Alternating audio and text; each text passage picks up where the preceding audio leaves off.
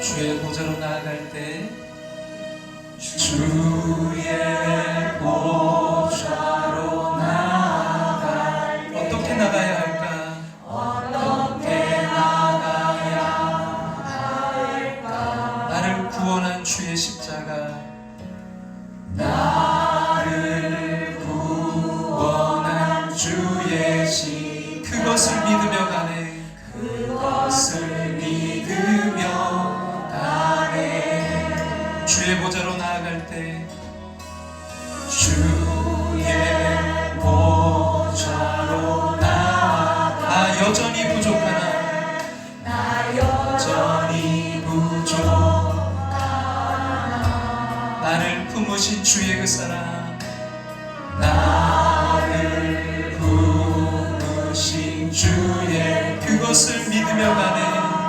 그것을 믿으며 가네.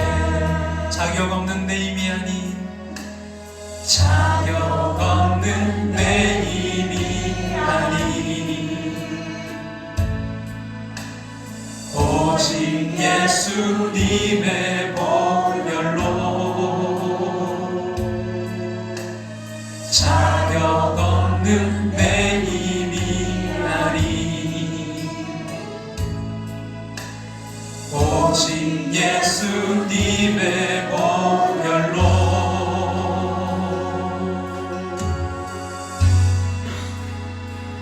십자가의 보혈 완전하신 사랑 힘입어 나갑니다.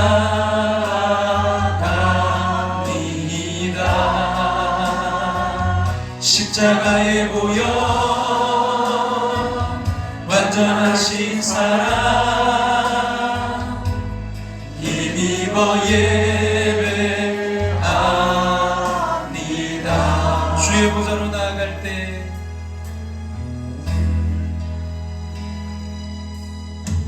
주의 보좌로 나아가 어떻게 나가야 할까? 어떻게 나가야 나를 구원한 주의 십자가, 나를 구원한 주의 십자가 그것을 믿으며 가네. 주의 보좌로 나아갈 때에 나 여전히 부족하나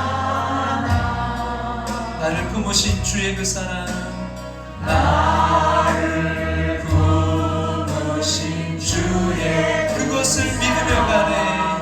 그것을 믿으며 가네. 자격 없는 내 힘이 아닌 자격 없는 내 힘이 아닌 오직 예수님의 보혈로 오직 예수님의 보혈로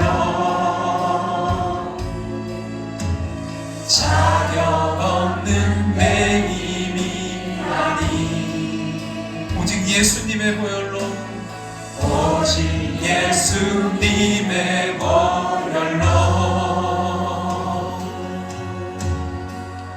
십자가의 보혈, 십자가의 보혈 완전하신 사랑, 완전하신 사랑 힘입어 나아갑니다. 힘입어 나갑니다.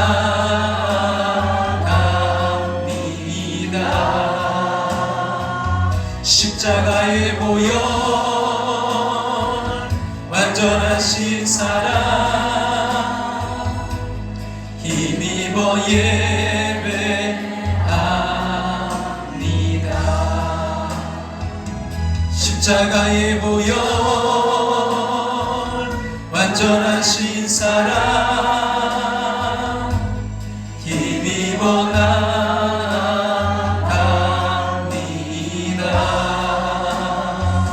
십자가의 보혈 완전하신 사랑 힘입어 예배합니다.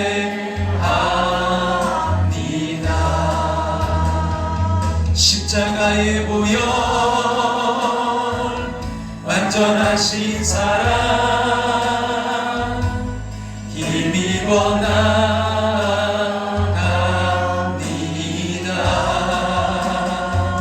십자가의 보혈 완전하신 사랑 힘입어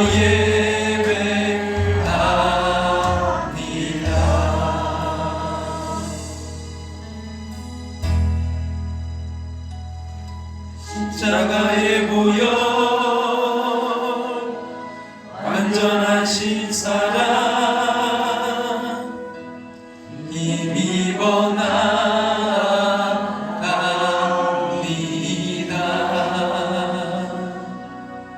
십자가의 보혈 완전하신 사랑 힘입어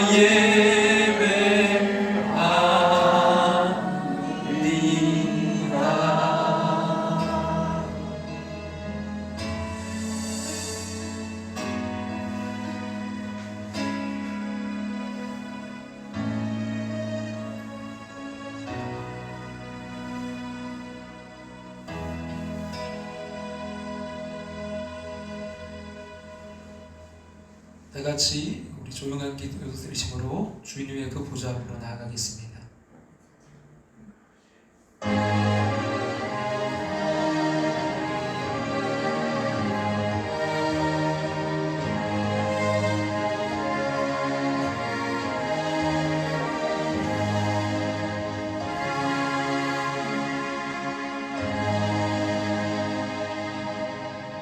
예수께서 나와 말씀하여 이르시되 하늘과 땅의 모든 권세를 내게 주셨으니 그러므로 너희는 가서 모든 민족을 제자로 삼아 아버지와 아들과 성령의 이름으로 세례를 베풀고 내가 너에게 분부한 모든 것을 가르쳐 지키게 하라.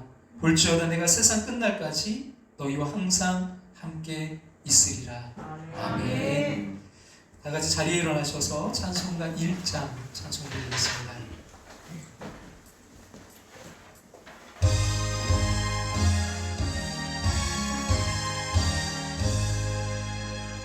만복의 근원 하나님 온 백성 찬송 드리고 저천사여 찬송하세.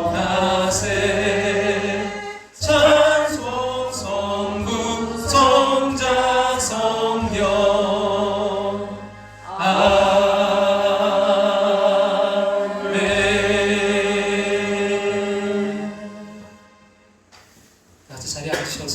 말씀 시편 36편 1절부터 12절 말씀 구약성경 828쪽 시편 36편 1절부터 12절 말씀입니다.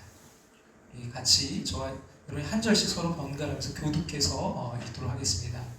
악인의 죄가 그의 마음속으로 이르기를 그의 눈에는 하나님을 두려워하는 빛이 없다 하니 그가 스스로 장하노를 자기의 죄악을 드러나게 아니하고 미워함을 하지도 아니하리라 하리로다. 그의 입에서 나오는 말은 죄악과 속임이라. 그는 지혜와 선행을 그쳤도다. 그는 그의 칭찬에서 죄악을 빼앗며 스스로 악한 길에 서고 악을 거절하지 아니하리로다. 여호와여 주의 인자하심이 하늘에 있고 주의 진실하심이 공중에 사무쳤으며 주의 의는 하나님의 손을 받고 주의 심판은 그 나라 같으리이다. 여호와여 주는 사랑과 진실을 위하여 지시하리라. 하나님이여 주의 인자하심이 어찌 그리 보배로우신지요. 사람들이 주의 날개 그늘 아래 피하나이다. 그들이 주의 길에 있는 살펴진 것으로 풍족할 것이라. 주께서 주의 복락의 강물을 마시게 하시리이다. 진실로 생명의 원천이 주께 있사오니 주의 비단에서 우리가 빛을 보리이다. 주를 아는 자들에게 주의 인자심을 계속 베푸시며 마음이 정직한 자에게 주의 공의를 베푸소서. 교만한 자의 발이 내게 이르지 못하게 하시며 악인들의 손이 나를 쫓아내지 못하게 하소서. 악을 행하는 자들이 거기서 넘어졌으니 엎드러지고 다시 일어날 수 없습니다. 아멘. 함께하는 교회에 오신 모든 분들, 또 이 시간 영상으로 또 참여하시는 모든 분들 주님의 이름으로 환영하고 축복합니다. 우리 다 같이 환영과 격려의 박수 한번 할까요? 심장병 어린이 돕기 사랑의 음악회가 이제 다음 주일입니다. 10월 31일 마지막 주일날 11시, 오전 11시에 서하얀 자매님 국악 가수이신데요. 여러분 우리가 같이 또 은혜도 받고 또 우리가 많진 않지만 그 어려운 가운데 있는 이웃들에게 그 사랑을 흘려보내는 또 이런 그런 시간 되었으면 좋겠습니다. 여러분 코로나로 참 이런 게 굉장히 어려워요 지금. 그래서 심장병 재단 잘 그 모든 그 사업들이 잘 진행될 수 있도록 기도를 부탁드립니다. 그리고 그 다음 날부터 11월 1일 월요일부터 21일 주일인데요. 추수감사절입니다. 여러분 매일 저녁 8시에서 10시까지 여러분 온라인으로도 여러분 직접 이렇게 보실 수 있으니까 현장에 교회에서도 계속 함께 합니다. 그래서 되도록이면 현장에 오시는 게 더 좋을 것 같고요. 어려우시다면 여러분 또 가정이나 그 상황 처하신 곳에서 여러분 함께 간증도 듣고 함께 기도, 무엇보다 기도입니다. 여러분 간증이 목적이 아니에요. 더 중요한 거는 내가 앞으로 나아가는 시간이에요. 기도하면서 이렇게 하나님을 찾고 만나고, 그래서 여러분 모두가 간증의 주인공 되시기를 주님의 이름으로 축복합니다. 윤홍길 성도님 위해서 기도를 정말 부탁드리는데요. 앞으로 또 2주 후에 정확한 이제 좀 어떤 그 치료의 방향이라든지 그런 모든 것들이 정해지고 이제 나아갈 텐데, 여러분 하나님이 정말 간섭하시고 하나님이 개입해 주셔서 하나님의 그 선하신 손길로 그 모든 치료와 과정 가운데 인도해 주시도록, 무엇보다 영육간의 강건함을 달라고 여러분 승리할 수 있도록 기도를 부탁드립니다. 아멘. 기도드리겠습니다. 최고의 날을 주신 하나님, 감격의 예배 함께하게 하심을 이 시간 감사드립니다. 아멘. 예배 드림이 기쁨 되게 하여 주시옵소서. 아멘. 지쳤고 상한 마음 가진 저희들입니다. 예배를 통해 셈 얻게 하시고 참 소망을 발견케 하여 주시옵소서. 아멘. 이 시간 부족한 종이 구합니다. 성도들의 삶의 중심이 예배가 되게 하시고 견실하며 흔들리지 않는 믿음 갖게 하여 주시옵소서. 아멘. 마음이, 인격이, 신앙이 예수 믿는 사람답기를 소원합니다. 가정과 일터, 삶의 모든 곳에서 예수 믿는 사람으로 세상 소금과 빛으로 예수 그리스도의 편지와 향기로 살게 하여 주시옵소서. 아멘. 안타까운 기도 제목이 있는 성도들이 있습니다. 상처는 회복시켜 주시고 고통과 역경 중에도 주님 의지하고 담대하게 거침없이 살아가게 하여 주시옵소서. 몸이 아픈 이들 회복과 치유의 역사로 함께하여 주시고 닫혀있는 모든 문들이 에바다 주님의 이름으로 열리게 하여 주시옵소서. 10월 31일 또 11월 1일부터 21일 아버지 하나님 사랑의 음악 예배와 또한 다니엘 기도회로 나아갑니다. 아버지 하나님 어려운 가운데서도 주님을 찬양하며 또 어려운 이웃들에게 사랑을 흘려보내는 회복과 치유의 시간 되게 하여 주시옵소서. 간증의 주인공들 되게 도와 주시옵소서. 이 시간 말씀을 들고선 부족한 종의 입술을 주장하여 주셔서 생명과 진리의 말씀을 선포하게 도와 주시옵소서. 예수님의 이름으로 기도합나이다. 아멘.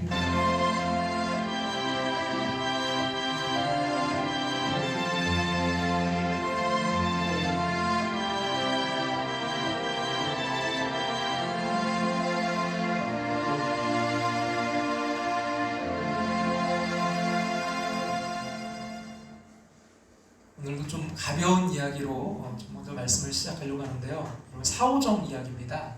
사오정 그런 시리즈 중에 하나인데, 이제 사오정 반에서 철학 시험을 이제 치는 시간이었어요. 그래서 문제는 뭐였냐면 신은 죽었다라고 말한 사람이 누구인가라는 그런 문제가 나왔습니다. 그 반 이제 모범생이 니체라고 썼어요. 뭘 제일 잘하는 학생이 니체. 이제 그 뒤에 이제 앉은 학생이 컨닝한다고 이제 베껴 쓴 것이 나체라고 잘못 쓰고 말았어요. 그렇게 이제 컨닝이 계속 되었고, 이제 맨 나중에 이제 사오정이 그 이제 답안을 컨닝했는데 뭐라고 써 있어요? 나체. 그러니까 이 나체라고 쓴 게 보이는 거예요. 그래서 사오정이 잠시 머리를 썼습니다. 나체라고 이게 노골적으로 쓰면 이게 컨닝했다고 이제 할까봐 조금 이제 그걸 변형하기로 한 거예요. 뭐라고 썼냐면 알몸. 나체, 알몸. 여러분, 우리의 제자로서 어떤 삶을 살아가야 될까요? 우리가 계속해서 제자의 삶에 대해서 나누고 있는데 어떤 삶을 특별히 여러분 우리가 추구하면서 살아가야 될까요? 여러분, 그 추구하다라는 그 단어를 좀 살펴봤더니 이렇게 나와 있더라고요. 같이 한번 볼까요? 목적을 이룰 때까지 뒤쫓아 구하다. 그러니까 추구한다는 게 어떤 목적을 이룰 때까지 계속해서 뒤쫓아서 구하는 거. 그럼 우리가 어떤 삶을 구해야 될까요? 세상적으로 말하면, 쉽게 말한다면 우리가 바른 삶을 우리가 좀 구하고 살아가야 될 텐데, 그렇다면 무엇이 여러분 제자로서의 정말 바른 삶일까요? 오늘은 좀 그런 문제를 가지고 제자로서 우리가 추구해야 될 삶에 대해서 생각해 보면서 은혜를 나누고자 합니다. 여러분, 우리가 함께 본 이 시편 36편은 악인과 의인의 삶을 대조하고 있습니다. 그럼 그 내용을 묵상해 보시면 여러분 시편 1편과 아주 유사합니다. 좀 다른 점이 있다면 시편 1편은 의인을 먼저 이야기하고 악인을 나중에 다룬다는 거죠. 그래서 의인이 어떤 사람인가, 어떤 사람이 복 있는 사람인가, 저의 길에 서지 아니하고 교만한 자의 자리에 앉지 아니하고 오직 여호와의 율법을 즐거워하여 그 율법을 주야로 묵상하는 자, 그래서 형통의 복을 누리는 자. 그래서 의인에 대한 고찰을 먼저 이렇게 하고 있고요. 그리고 1편 4절에서 악인은 그렇지 않으며 라고 해서 이제 악인에 대한 말씀을 하고 있는 것을 우리가 볼 수 있어요. 근데 여러분, 이 시편 36편은 악인이 먼저 나옵니다. 여러분, 1절부터 4절까지 그 악인에 대한 이야기가 먼저 나와요. 그리고 이제 의인에 대한 이야기를 나중에 기록하고 있습니다. 우리는 시편을 통해서 이 악인과 의인에 대한 개념을 우리가 좀 분명히 이해할 수가 있는데요. 여러분, 악인, 의인이라고 했을 때 그 단어 자체가 좀 우리에게 풍겨주는 뉘앙스가 있죠. 그러니까 도덕적으로 악한 사람, 도덕적으로 선한 사람, 어떤 도덕적인 뉘앙스를 우리에게 풍겨주고 있습니다. 물론 이 악인과 의인의 개념 속에 이런 도덕적 속성, 도덕적 개념이 없다는 의미는 결코 아닙니다. 그러나 여러분, 시편에서 이 단어를 사용할 때 여러분, 악인과 의인의 단어는요, 단순히 도덕적인 개념이 아니라 보다 더 영적인 것입니다. 더 정확하게 말씀드리면 하나님과의 관계에서 내가 하나님을 어떻게 생각하고 있느냐, 하나님과 어떤 관계를 맺고 있느냐에 따라서 그 사람이 악인이 될 수도 있고 의인이 될 수도 있다는 얘기입니다. 어떤 경우에 여러분, 세상에서 꽤 괜찮다라는 평가를 받는 사람이 하나님 편에서는요, 악인일 수도 있다고 생각합니다. 우리는 의인과 악인의 개념을 단순한 도덕적인 차원에서만 이해해서는 안 됩니다. 특별히 여러분 시편 36편에 보면 그것이 아주 이제 분명하게 나타나 있는데요. 먼저 1절과 4절에 나오는 그 악인의 삶에 대해서 생각해 보겠습니다. 그럼 시편 기자는 1절에서 이제 악인이 누구인가를 정의함으로써 오늘 본문을 시작합니다. 한번 1절 앞에 보시고 같이 한번 읽겠습니다. 악인의 죄가 그의 마음속으로 이르기를 그의 눈에는 하나님을 두려워하는 빛이 없다 하니. 그럼 1절에 의하면 악인이 어떤 사람으로 등장합니까?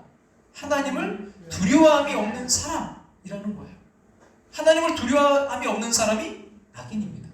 도덕적으로 착하냐 선하냐 그게 아니라 뭐가 없는 사람이요? 하나님을 두려워함이 없는 사람. 그렇습니다. 여러분, 하나님을 두려워하지 않는 사람이 바로 악인입니다. 하나님을 두려워함이 없다는 것, 그것이 악인됨의 시작이요 출발이라고 할 수 있습니다. 그럼 큰 범주로 이제 성경을 분류할 때 시편이나 잠언, 전도서를 앞에서 지혜의 문학서라는 말을 하는데요. 근데 이 지혜의 문학서에 나타난 그 두려워한다는 개념은 막연한 공포심이 아니라 그 대상에 대한 존재의 가치를 인정한 삶의 태도를 가리키는 것입니다. 그래서 이제 다른 번역에서는 이것을 경외라는 단어로 이제 많이 사용되고 있는데요. 경외. 하나님을 경외함이 없는 사람. 이 사람은 본질적으로 하나님을 인정하지 않기 때문에 그렇습니다. 따라서 하나님께 대한 경외와 존경과 두려움이 없어요. 그들이 부도덕한 삶을 살게 되는 것은 하나님을 떠난 결과에 불과한 것입니다. 그러니까 더 근본 뿌리, 그 존재의 밑바탕에 있는 가장 근원적인 문제는 하나님을 인정함이 없는 것입니다. 하나님이 하나님을 인정하지 않기에 그렇게 행동하는 거죠. 그의 삶 속에는 하나님이 전혀 고려되지 않습니다. 하나님이 계산되어 있지 않는 삶, 하나님이 없는 것처럼 인생을 살아가고 있는 삶, 이것이 바로 악인의 삶의 출발이라고 할 수 있습니다. 여러분 1절부터 4절에 보시면 이런 이제 악인의 삶이 어떻게 발전하고 있는가를 보여주고 있는데요. 첫 번째, 악인은요 자랑하는 삶을 삽니다. 다른 말로 예전 성경에 자긍이라고 표현했는데 자긍이 참 더 어떻게 보면 좀 와닿아요. 자긍 스스로 이렇게 자랑하는 삶. 여러분 하나님을 거부하면 하나님을 경외하지 않게 되면 하나님을 두려워하지 않으면 필연적으로 이 사람의 삶 속에 처음 나타나는 분명한 결과는 바로 자랑, 자긍입니다. 36편 그 다음 2절 같이 한번 읽겠습니다. 그가 스스로 자랑하기를 자기의 죄악은 드러나지 아니하고 미워함을 받지도 아니하리라 함이로다. 그가 스스로 뭐하길요? 자랑하기를. 여러분 내 삶의 영역에서 이제 하나님을 추방해버리면 하나님을 배제해버리면 이 사람을 지배하고 있는 삶의 여러분 중심 개념이 뭐겠습니까? 누가 이 사람을 다스리겠어요? 자기밖에 없어요.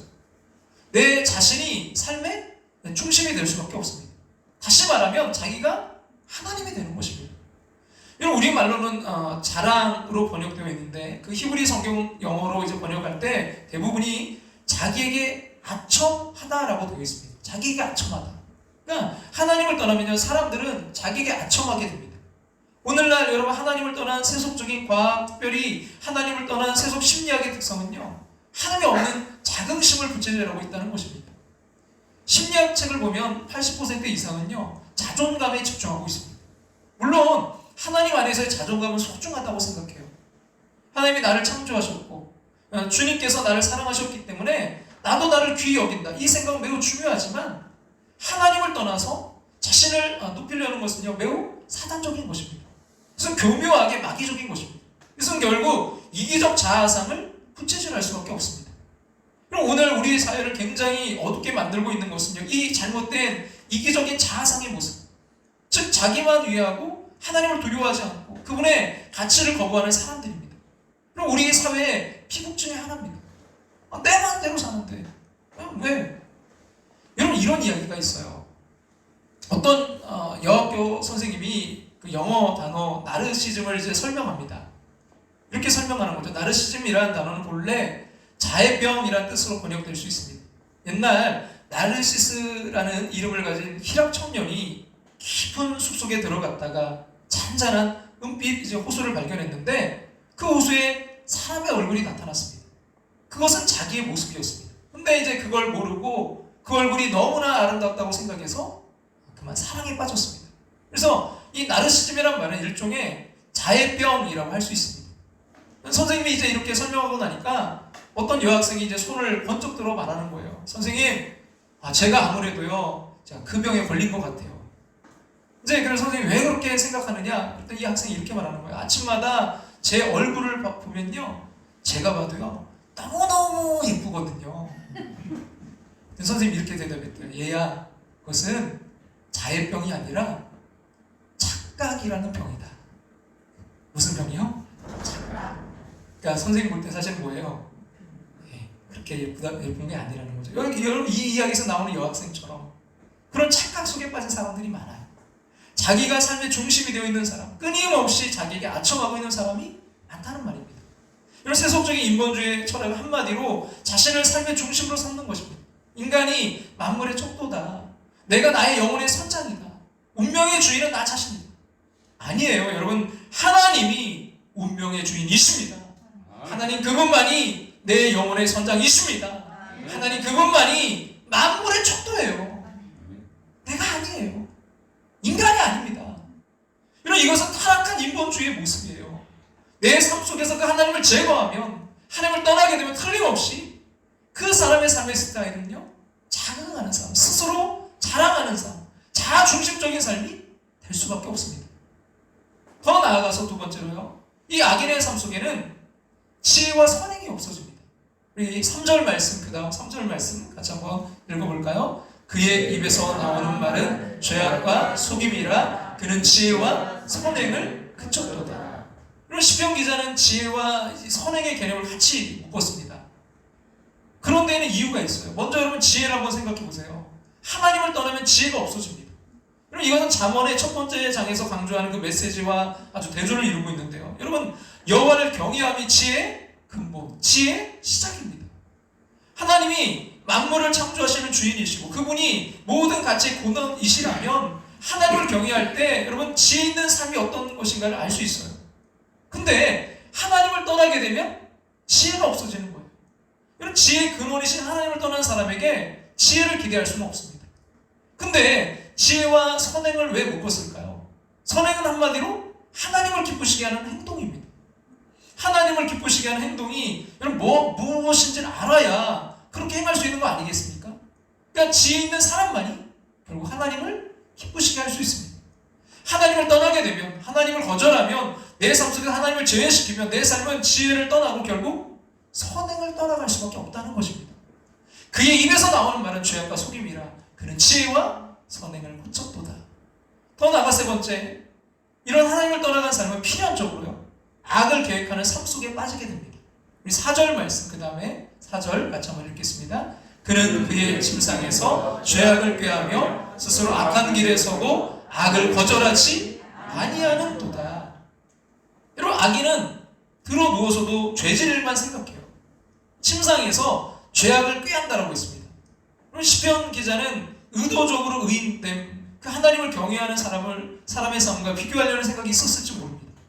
이런 시편 1편에 보면 복 있는 사람은 주야로 주의 말씀을, 주의 율법을 묵상한다고 했는데요. 그러니까 밤에도 주의 율법을 묵상합니다. 한밤중에도 주의 말씀을 묵상합니다. 하나님의 뜻을 생각합니다. 내 삶이 어떻게 하나님의 뜻대로 살아질 수 있을 것인지를 생각합니다. 밤중에도, 침상에서도. 근데 악인은 어떻게 한다고요? 침상에 누워서도요, 죄악을 생각합니다. 이게 비극이죠. 이런 시편 63편 6절과 한번 비교해 볼까요? 6절 말씀, 63편 6절 같이 한번 읽겠습니다. 내가 나의 침상에서 주를 기억하며 밤중에 주를 묵상할 때 하오리니. 여러분, 특별히 여러분 축복합니다. 여러분, 그 침상에서 정말 주님을 기억할 수 있길 원합니다. 특별히 밤중에 주님을 묵상할 수 있길 원합니다. 여러분, 정말 이 말씀의 구절처럼 말씀을 묵상하고 암송하다가 여러분 잠을 잡으셨나요? 주님의 일을 꿈꿔보셨습니까? 한밤중에도 멀떡 일어나 나를 창조하시고 내게 호흡을 주시고 내 삶을 주관하시는 그 거룩하신 하나님과 그 말씀을 묵상하는 사람이 되어보시기를 간절히 소망합니다. 네 번째로, 이렇게 하나님을 떠난 사람은요, 결국 악한 삶의 스타일을 형성할 수밖에 없습니다. 계획하는 정도가 아니라 이제는 악한 삶의 스타일을 형성해요.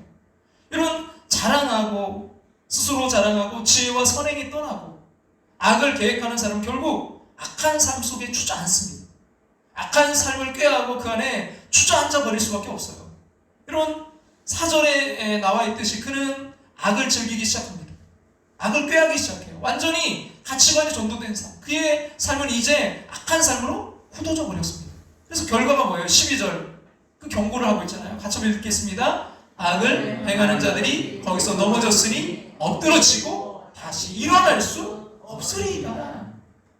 그 사람 마침내 거기에 주저앉아 버릴 수밖에 없어요. 다시 일어날 수 없어요. 악한 삶을 형성하게 됩니다. 여러분, 어떻게 하면 그런 악한 삶을 떠나서 의인된 삶을 우리가 정말 추구할 수 있을까요? 제자된 우리가 주님의 제자로서 이러한 삶을 추구해야 되는데 어떻게 할 수 있을까요? 여러분, 도덕적인 결단만으로는 안 됩니다. 도덕과 복음에는 차이가 있어요. 이것은 도덕적인 결단, 내가 보다 나은 좀 더 인간이 되겠다는 결심만 가지고는 안 됩니다. 어떻게 해야 됩니까? 하나님께로 돌아와야 됩니다. 그분과의 관계 안에서만 하나님이 기뻐하시는 삶을 살 수가 있는 줄로 믿습니다. 그래서 5절과 6절에 보시면요, 그 시편 기자는 의인이 마땅히 바라보고 살아야 될 그 주님이 어떤 분이신지를 먼저 묵상합니다.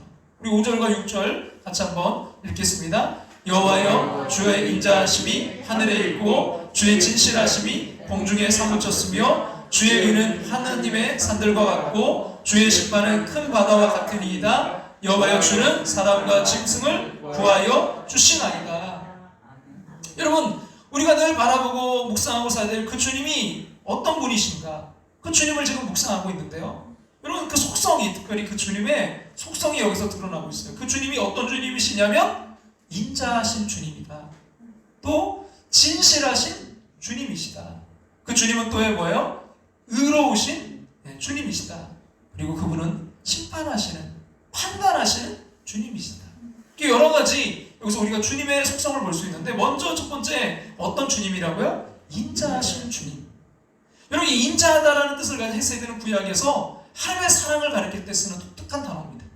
그러니까 이 단어는 변함이 없는 하늘의 그 사랑을 가리킨다라고 이렇게 가리킬 때 쓰였다고 하는데요. 여러분, 주의 인자하심이 어디에 있고요? 하늘에 있고. 그러니까 이 히브리 사람들은요, 세상의 모든 것이 다 변해도 하늘만은 변하지 않는다고 생각했습니다. 그래서 변함이 없는 하나님의 인자하심, 변함이 없는 하나님의 사랑, 그분은 변함이 없으신 사랑의 인자하신 하나님이십니다.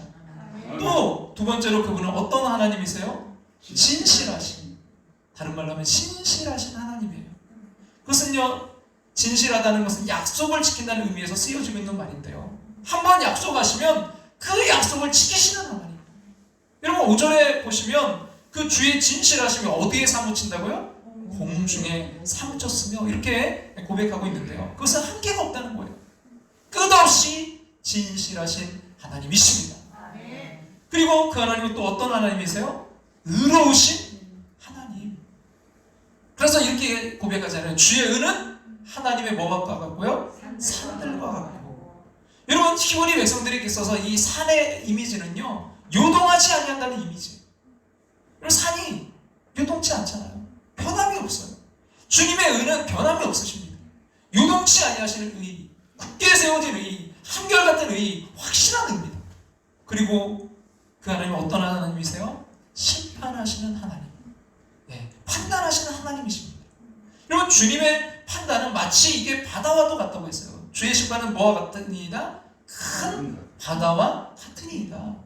그의 판단은 여러분, 표면적인 얕은 판단이 아니에요. 사람의 판단은 아주 깊이가 없는 판단이죠. 여러분, 사람의 판단에 너무 흔들리지 마세요. 여러분, 그러나 주님의 판단은 아주 깊은 판단이십니다. 깊게 판단하시는 분이에요. 그래서 우리의 진정한 심판자는 주님이십니다. 여러분, 이렇게 측량할 수 없는 깊이를 가지고 우리를 헤아리시는 분, 의로우신 하나님, 그분은 진실하신 하나님, 인자하신 하나님, 그분은 우리를 판단하시는, 여러분, 이 하나님을 바라보시기 바랍니다. 그럴 때 나는 하나님과의 관계 속에서 참으로 의로운 삶을 살 수 있습니다. 8절 이하에 나타난 의인의 삶을 볼까요? 여러분, 의인의 삶은요, 악인의 삶과 비교해 볼 때 상대적으로 어떤 삶일까요? 인자하시고 진실하시고 의로우신, 그리고 그 깊은 진리를 가지고 우리가 판단하시는 그 주님을 바라보고 사는 사람들의 삶은 어떤 삶일까요? 여러분, 시편 오늘 보면 36편 8절과 9절 말씀 앞에 보시고 같이 한번 읽겠습니다. 그들이 주의 집에 있는 살찐 것으로 풍족할 것이라. 주께서 주의 복락에 강물을 마시게 하시리이다. 진실로 생명의 원천이 주께 있사오니 주의 비단에서 우리가 빛을 보리이다. 여기 아주 좀 인상적인 세 가지 단어가 여러분 나오는데요, 이 좀 단어들을 잘 보시면 좋겠는데, 첫 번째는 뭐예요? 살찐 것. 또 뭐예요? 풍족할 것. 그리고 세 번째는 뭐예요? 복락. 여러분, 이걸 쉽게 말하면 뭐냐면, 살찌고 풍족하고 복락은 기쁨을 말합니다. 그럼 빛이 바로 그거예요. 여러분, 의인의 삶은 어떤 삶일까요? 첫 번째로 풍족한 삶입니다. 그래서 7절 8절 같이 한번 앞에 보시 한번 읽겠습니다. 하나님이여, 주의 인자하심이 어찌 그리 보배로우신지요. 사람들이 주의 날개 그늘 아래에 피하나이다. 그들이 주의 집에 있는 살찐 것으로 풍족할 것이라. 주께서 주의 복락의 강물을 마시게 하시리이다. 여러분, 이 7절과 8절의 말씀처럼 주님께 달려와서 주 안에 거하게 되면 주의 집에는 내가 요구하는 모든 것이 있습니다. 마치 없는 것이 없는 부잣집에 가서 포만감을 느낄 수 있는 것처럼 내 아버지 집에는 거할 곳이 많습니다. 내 인생의 근원적인 모든 필요를 공급할 수 있는 풍족하신, 넉넉하신 주님의 품, 그 품에는 부족함이 없습니다. 믿으십니까? 우리는 그 안에서 풍족한 삶을 누릴 수 있습니다.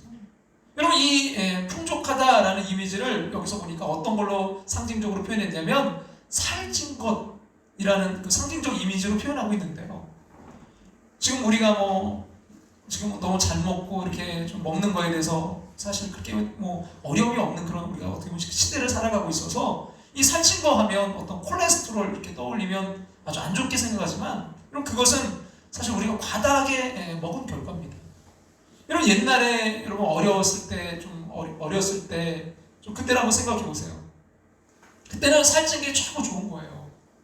저도 어렸을 때 그 동네 잔치 이렇게 하면 저희가 그 돼지 막사가 좀 있었거든요. 그래서 그 동네 잔치 하면 뭘 잡아요?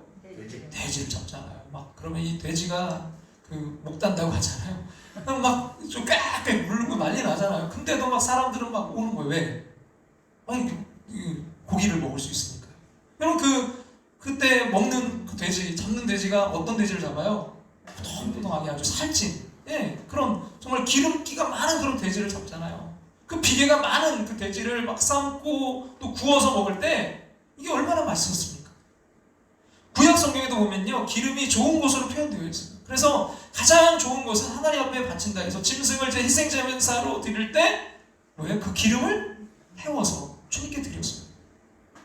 이 살찐 것에 대한 이야기하다 보니까요, 어떤 주일학교에서 있었던 우스운 이야기 하나가 생각나는데요. 주일학교 선생님이 아이들에게 돌아온 탕자 이야기를 하면서 그 탕자가 이렇게 이제 막 허랑방탕하다가 돌아왔을 때 누가 제일 좋아했을까? 하고 물어봤어요. 그때 아이들이 다 일제히 아버지요! 하고 대답했어요. 아버지가 가장 기뻐하셨잖아요. 그래서 주일학교 선생님이 또 물어봤어요. 그러면 탕자가 돌아왔을 때 누가 제일 싫어했을까요? 그러자 어떤 학생이 손을 번쩍 들더니요, 살찐 송아지요! 대답했대요. 선생님이 기대한 대답은 뭐예요? 큰아들, 그 첫째 아들, 맏아들이라고 대답하기를 기대하시고 물었는데 살찐 송아지라는 거예요. 왜요? 네, 살찐 송아지로 잔치했잖아요. 이 살찐 것에서 느껴지는 여러분 그런 풍요, 그 이미지를 한번 생각해 보세요. 풍성한 삶, 풍족한 삶. 여러분, 우리 주님 우리에게 그 삶을 원하세요. 우리에게 그 삶을 주기를 원하세요. 여러분, 요한복음 10장 10절에도 그래서 이렇게 말씀하잖아요. 같이 한번 읽을까요? 도둑이 오는 것은 도둑질하고 죽이고 멸망시키려는 것뿐이요, 내가 온 것은 양으로 생명을 얻게 하고 더 풍성히 얻게 하려는 것이라. 주님이 온 것은 뭐라고요? 양으로 우리에게 생명을 얻게 하고 더 풍성히 얻게 하려는 것이라.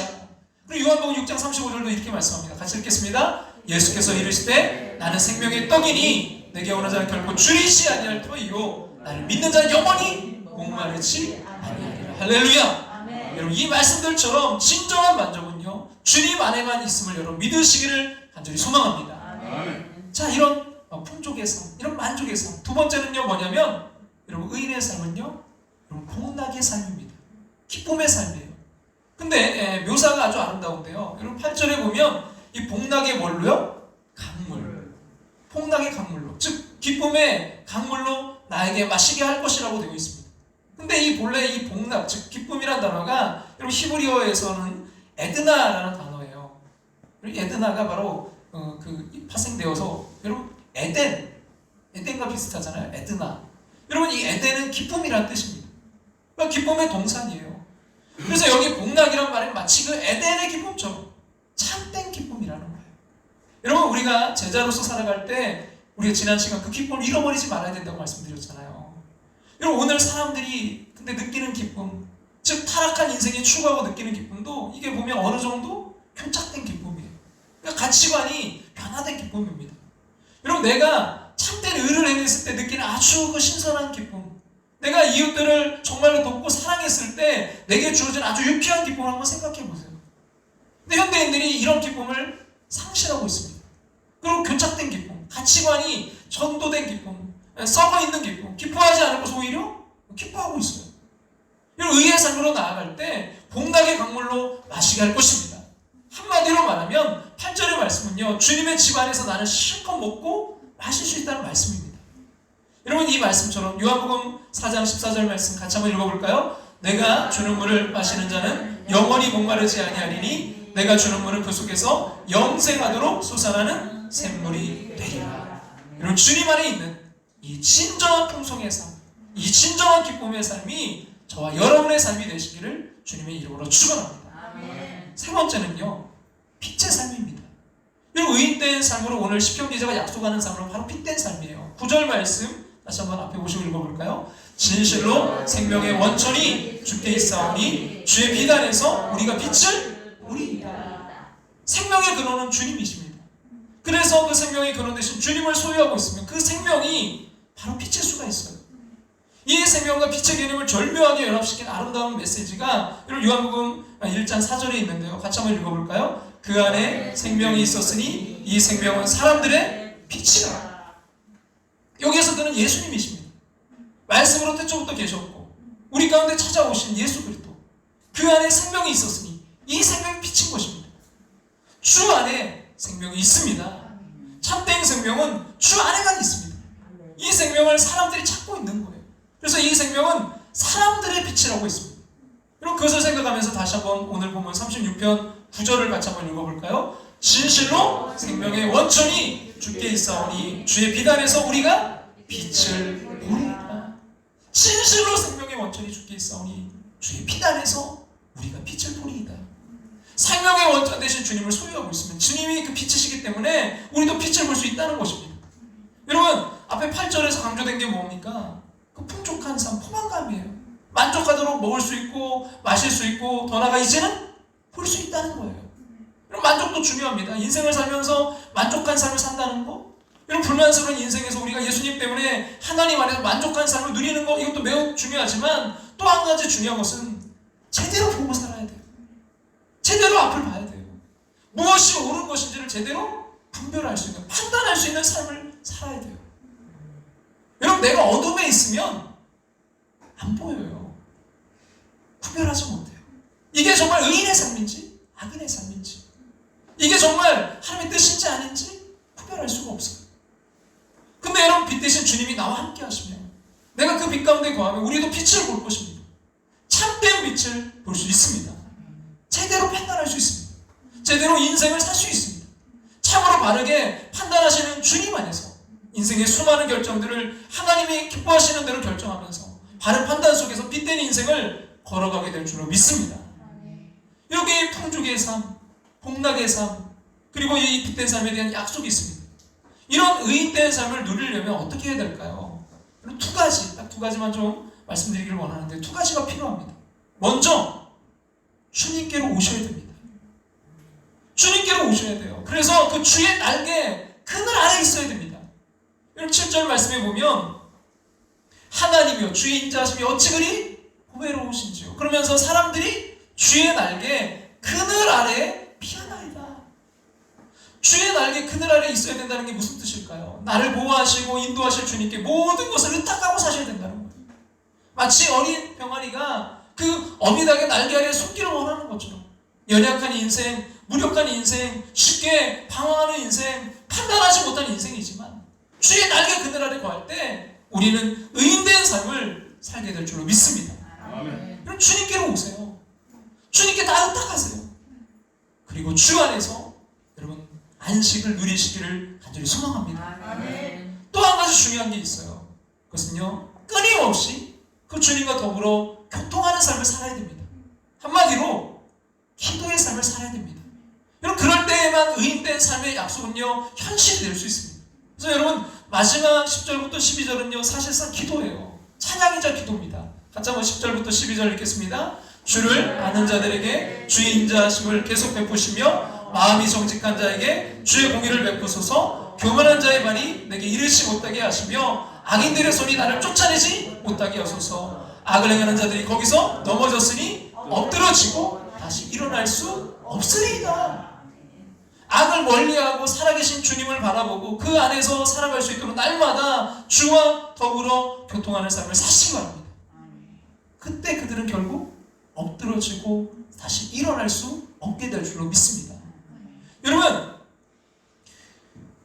그러기 위해 주와 날마다 교통하는 삶을 사시기 바랍니다. 빛 되신 주님, 생명이신 주님이 여러분 안에 거하도록 하십시오. 날마다 의의 길로 가십시오. 그래야 주님의 놀라운 인도를 날마다의 삶에서 경험하시기 바랍니다. 그때 우리는 풍족의 삶을, 기쁨의 삶을, 빛의 삶을, 의인의 삶을 살게 될 줄로 믿습니다. 그 영국의 궁중에는요 지금도 이런 이제 그 습관이 있다고 하는데요. 그 영국의 이제 국왕이, 그러니까 여왕이 이 궁중 안에 계시면 이 궁중 안에 맨 끝에다가 그 빨간 깃발을 달아놓습니다. 그럼 빨간 깃발이 막 펄럭여요.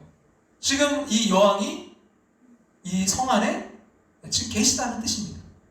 근데 여왕이 이제 출타를 하게 되면 그 깃발이 없어져요. 깃발을 내려요. 그리고 이따금 그 여왕이 위독하거나 병이 들게 되면 흰 깃발이 올라갑니다. 그래서 국민들에게 기도를 요청하는 거예요. 오늘 여러분 우리의 인생에 어떤 깃발이 지금 펄럭이고 있습니까? 그 빨간 깃발, 십자가의 깃발, 주님의 깃발, 영광의 깃발, 기쁨의 깃발, 풍족의 깃발, 아름다움의 깃발, 생명의 깃발, 여러분 그 빛의 깃발이 펄럭이고 있다면요, 여러분 그것은 여러분 안에 하나님이 살아계시다는 표시가 될 것입니다. 근데 아무 깃발이 없는 분이 계십니까? 어떤 사람은 하나님을 모시고 있지만 그의 삶을 그분께 의탁하지 못하고 그 안에 계신 성령님을 슬프고 근심스럽게 만들어서 주님을 모시고 되어 주님께서 약속하신 이런 놀라운 삶을 누리지 못할 수가 있습니다. 그래서 살아계신 하나님, 여러분 안에 거하신 그분으로 하여금 내 인생을 온전히 통치하도록 하십시오. 그분과 날마다 교통하십시오. 날마다 그분을 바라보시기 바랍니다. 그래서 여러분 10분 그 8절과 9절의 이 놀라운 고백이 저와 여러분 우리의 고백되기를 간절히 소망합니다. 우리 같이 한번 그런 마음을 담아서 우리 이 시간 같이 한번 고백할까요? 그들이 주의 집에 있는 살찐 것으로 풍족할 것이라. 주께서 주의 복락의 강물을 마시게 하시리이다. 진실로 생명의 원천이 주께 있사오니 주의 비단에서 우리가 빛을 보리이다. 할렐루야. 여러분 주께 온전히 내 자신의 삶을 드리지 못하고 순종하지 못함으로 인해서 주께서 약속하신 이런 놀라운 삶을 살고 있지 못하다면 내 자신을 다시 한번 온전히 주님께 의탁해야 됩니다. 주의 그 날개 그늘 아래 겸손히 내 삶을 의탁하고 살아야 됩니다. 여러분 내 안에 계신 그 주님을 슬프게 하고 근심시킬 어떤 일을 했다면요, 그 죄를 주님 앞에 자백하십시오. 혹시 여러분 가운데 아직 주님을 내 마음속에 모시지 못하고 있다면 그 주님을 여러분의 삶의 주인으로 모시기 바랍니다. 왕이신데 주님께서 내 삶의 장에서 날마다 왕이 되게 하십시오. 그분으로 하여금 내 삶을 통치하도록 하십시오. 그래서 주 안에서 사는 삶, 내가 주의 집에 사는 것과 주 안에 있는 삶이 얼마나 그것이 만족의 삶이고 어떤 상황 가운데서도 기쁨의 삶이고 빛의 삶인가를 증거하시기를, 드러내시기를 주님의 이름으로 축원합니다. 여러분 이 찬양 우리 지난 시간 불렀잖아요. 어떤 상황 가운데서도 자기의 정말 그 학생을 잘 정말 지도하려다가 그 학생이 휘둘른 그거 맞아가지고 정말 전신 마비가 오게 되고 그런 정말 어둠 가운데서도 주님의 빛을 발견했을 때 다시 그 영혼에게 기쁨이 찾아온 것처럼, 여러분 우리가 어떤 상황 어떤 환경 가운데서도 빛이신 주님이 비춰주실 때 우리가 정말 바른 길을 갈 수도 있고 더 나아가서 우리에게 그 기쁨이 회복될 줄로 믿습니다. 이 찬양 우리 가사를 생각하면서 한번 같이 한번 불러보겠습니다. 내 영혼에 햇빛이니 주 영광 찬란해. 이 세상 어떤 빛보다 이 빛 더 빛나네. 주의 영광 빛난 것이 내게 비춰 주시옵소서. 그 밝은 얼굴 배울 때 나의 영혼 기쁘다.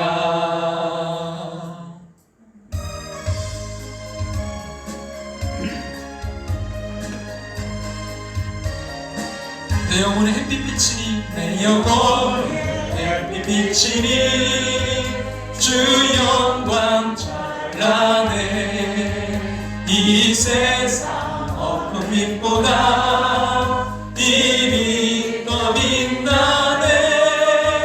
주의 영광 빛난 것을 내게 비춰 주시옵소서. 그 밝은 얼굴 배울 때 나의 영혼 기쁘다. 내 영혼에 노래 있으니 주 찬양합니다. 찬양합니다. 주 귀를 기울이시사 다 듣고 계시네. 주의 영광 빛난 것을 내게 비춰 주시옵소서. 그 밝은 얼굴 배울 때 나의 영혼 기쁘다. 내 영혼에 몸날 되어서 주 함께 하실 때 그 평화 내게 깃들고 은빛꽃 피네 주의 영광 빛난 화제 내게 비춰 주시옵소서. 그 밝은 얼굴 배울 때 나의 영혼 기쁘 내 영혼에 희락이 있고 내 영혼에 희락이 있고 그 소망 넘치네. 주 예수 복을 주시고 또 내려주시네. 주의 영광 빛난 화제 내게 비춰 주시옵소서. 그 밝은 얼굴 배울 때 나의 영혼 기쁘다. 이 시간 우리 그 주님께로, 그리고 우리가 의의 길, 그 길을 갈 수 있는 첫 번째는 주님께로 나아가는 것입니다. 그분은 변함없으신, 언제나 그 자리에 계신 신실하신 하나님, 산 같으신 하나님. 안개가 날 가리고 내 믿음 흔들리려 할 때, 내 믿음 흔들리려 할 때 나 주님께 나아가네. 주님은 산 같아서, 주님은 산 같아서 여전히 그 자리에 계셔. 여전히 그 자리에 계셔. 눈을 들면 보이리라. 여러분 모두 보기를 원합니다. 날 위한 그 사람, 주는 나의 도움이시며, 주는 나의 도움이시며 주의 계획 영원하시네. 주의 계획 영원하시네. 주의 위엄 앞에, 주의 위엄 앞에 믿음으로 순종 예배드리리. 예배드리리.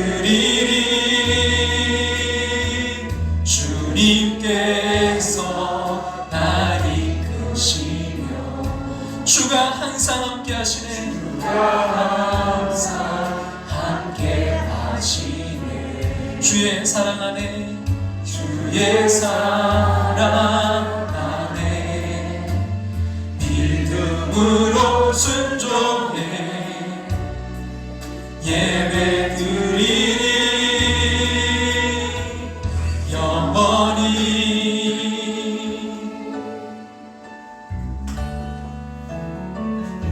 주님은 산 같아서, 주님은 산 같아서 여전히 그 자리에 계셔. 여전히 그 자리에 계셔. 눈을 들면 보이리라. 날 위한 그 사랑, 주는 나의 도움이시며, 주는 나의 도움이시며 주의 계획 영원하시네. 주의 계획 영원하시네. 주의 위엄 앞에, 주의 위엄 앞에 믿음으로 순종해 예배드리리. 예배드리리. 이 시간 우리 함께 기도하며 나아가길 원합니다. 정말 안개가 우리 앞을 가려서 주님 어떤 길을 가야 될지 도저히 앞이 보이지 않는데, 주님 여전히 계신 그 주님, 의로우신 주님, 그 진실하신 주님, 인자하신 주님, 살아계신 그 주님, 그 주님께로 나아갑니다. 주여 붙들어주시고 주님 인도해 주셔서 주님 가야 될 그 길이 보이게 하시고 주님 올바로 판단하며 아버지 나아갈 수 있도록 주여 인도해 주시옵소서. 주님 힘주시옵소서. 오늘 우리에게 주신 말씀 붙들고 다시 한번 우리 간절히 주님 찾으며 기도하며 지금 함께 나아갑니다. 주여, 주님 인도하시옵소서. 역사하시고 함께 하시고 아버지 하나님, 주여 붙드시고 함께 해주셔서 아버지 하나님 우리 앞길이 아버지 그 안개와 같이 앞이 보이지 않고 너무나 막막하고 하나님 주님 끝까지 주님의 뜻대로 살기를 원하지만 무엇이 정말 주님 기뻐하시는 뜻인지 주님 때로는 아버지의 두려움과 염려와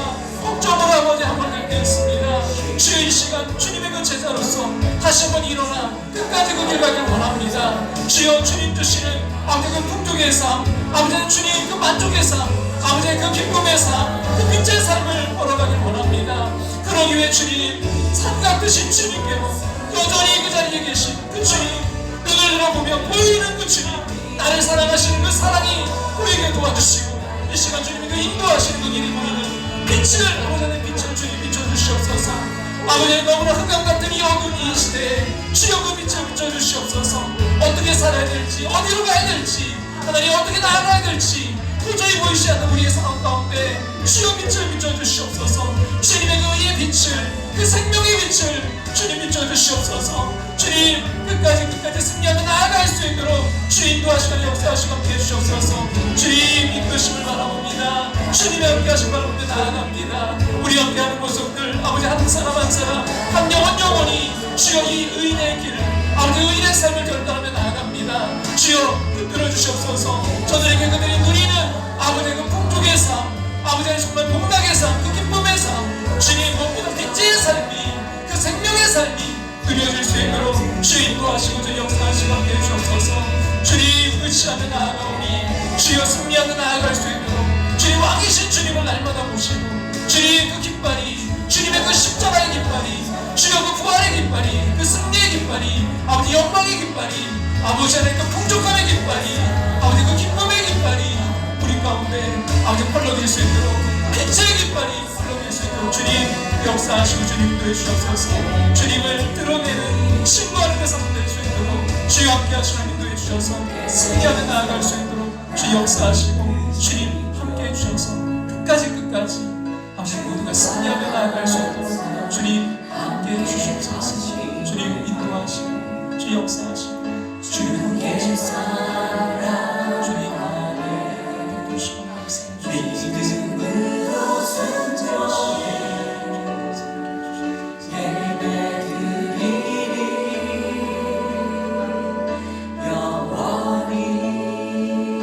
주는 나의 도움이시며 주는 나의 간절한 마음으로 주에게 영원하시네.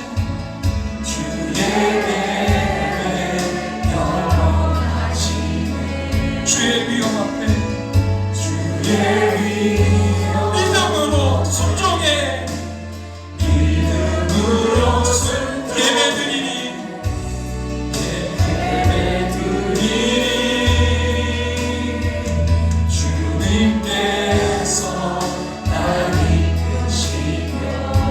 주가 항상 함께 하시네. 주가 항상 함께 하시네. 주의 사랑 안에 주의 사랑 안에 믿음으로 순종해 예배드리리. 주는 나의 도움이시며 나의 도움이시며 주에게 영원하시네. 주의 위엄 앞에 믿음으로 순종해 예배드리니 주님께서 날 이끄시며 주가 항상 함께 하시네. 주의 사랑 안에 믿음으로 순종해 예배드리니 나의 하나님.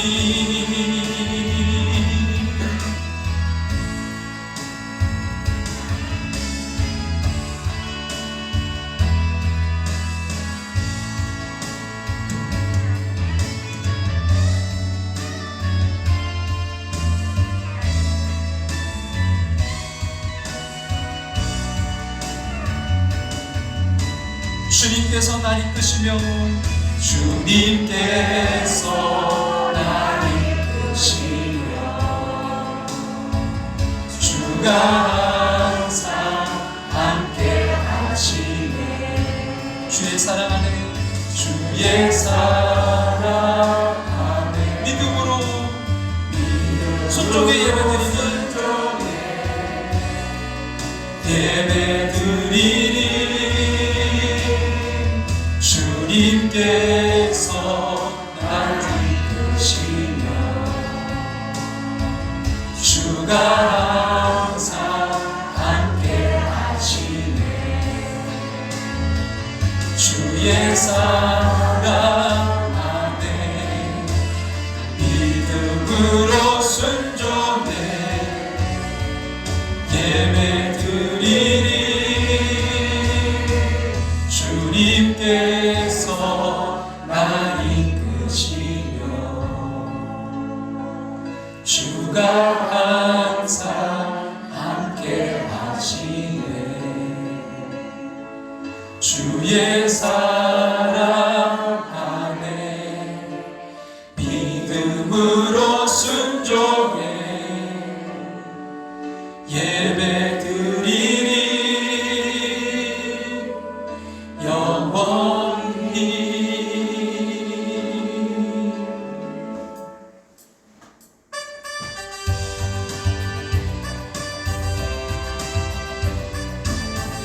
우리 그 주님을 찬양합니다. 예수는 왕, 예수는 주, 예수는 왕, 예수는 주, 예수는 날 구원하신 주.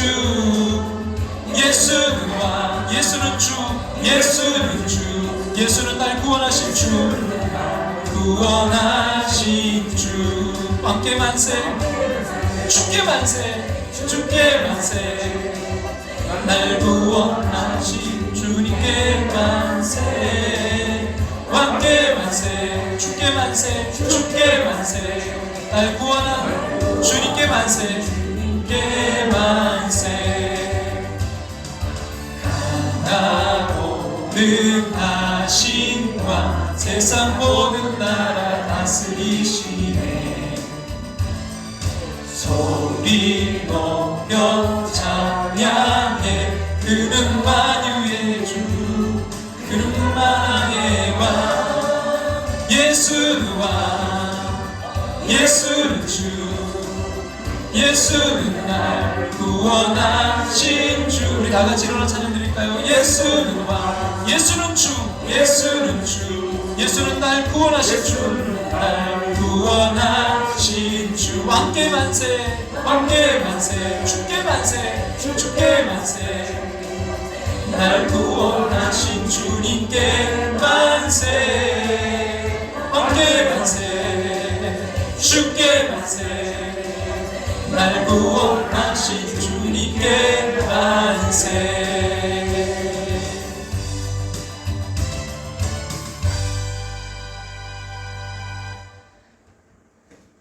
정말 안개가 날 가리워 앞이 보이지 않는 어떤 상황 가운데서도 주님, 어떻게 우리가 아버지는 길을 가야 될지 판단이 서지 않을 때 여전히 산 같은 그 주님, 그 주님께로 나아갑니다.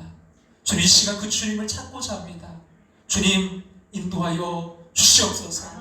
끝까지 제자의 길, 아버지 그 의의 길로 가고자 합니다. 그러나 아버지 이 세상은 또 우리의 현실은 너무나 아버지 어둡고 막막합니다. 빛이신 주님, 인도하여 주시옵소서. 끝까지 그 길로 가길 원합니다. 왕이신 주님, 좌정하여 주시옵소서. 내 생각, 내 판단이 아니라 주님의 뜻대로 살아가길 원합니다. 그럴 때 우리의 삶에, 의인의 삶에 아버지 그 기쁨, 아버지 정말 풍족의 삶, 아버지 기쁨의 삶, 빛의 삶으로 나아가게 될 줄로 믿습니다. 생명의 빛을 비춰 주시옵소서. 풍족함의 빛을 비춰 주시옵소서. 기쁨의 빛을 비춰 주시옵소서.